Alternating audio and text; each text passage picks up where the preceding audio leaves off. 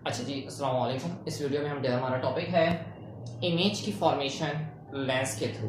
ठीक है, तो आपको याद रखनी है ये बात कि मिरर और लेंस में जो मेन कंसेप्ट है वो ये है कि मिरर का में जो इमेज की फॉर्मेशन होती है वो वन साइड पर होती है और रिफ्लेक्शन के थ्रू होती है। वन साइड पर होती है रिफ्लेक्शन के थ्रू। कैसे? जरा देखिए कि हमारे पास ये अगर मिरर है एक कनकेव, ये प्रिंसिपल एक्सिस है, एक ऑब्जेक्ट इसके सामने मौजूद है,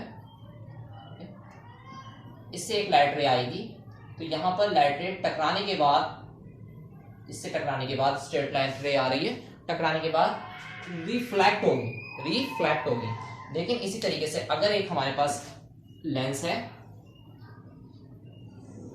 तो इसमें लाइट रे अगर आएगी एक ऑब्जेक्ट से, तो वो इससे टकराने के बाद रिफ्रैक्ट होगी, इसके अंदर इन होगी, लेंस के अंदर इन होगी। अंदर जब इन होगी तो हम उसे रिफ्रैक्शन कहते हैं, आर आ रहा है वर्ड में। ठीक है, और पास उसे पॉइंट ऑफ फोकस से ही होना है, यहां पर भी पास पॉइंट ऑफ फोकस से ही होना है। प्रिंसिपल फोकस जैसे हम कहते हैं, उस पॉइंट से वो लाइट रे क्या हो जाएगी, पास होके जाएगी।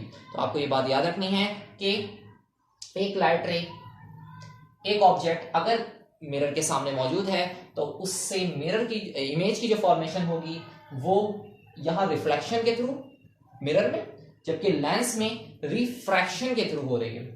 अच्छा, अब आते हैं दूसरी बात पर कि आपको कुछ रेजेस याद रखनी है। फर्स्ट ऑफ ऑल, पहली रे जो प्रिंसिपल एक्सिस जो हमारी थी उसके पैरेलल आएगी, तो उसे रिफ्लेक्ट होने के बाद फोकस पॉइंट से, प्रिंसिपल फोकस से पास होना है। ये हमारी फर्स्ट रे, जिसका ऐसा ही नेचर लेंस में भी होगा।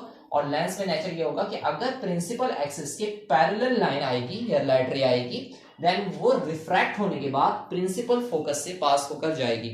ठीक है, ये बात याद रखनी है। उसके बाद इसी बात को हम रिवर्स कर दें कि अगर एक लाइट रे प्रिंसिपल फोकस से आती है, जिसे मैं दूसरे डायग्राम में थोड़ा सा बना लूं, डिजाइन कर लूं। ये लेंस लिया, हमारे पास लेंस आ गया, इसके सामने यहां पर ऑब्जेक्ट ही मौजूद है। ऑब्जेक्ट के हेड से एक लाइट रे निकलती है और फोकस से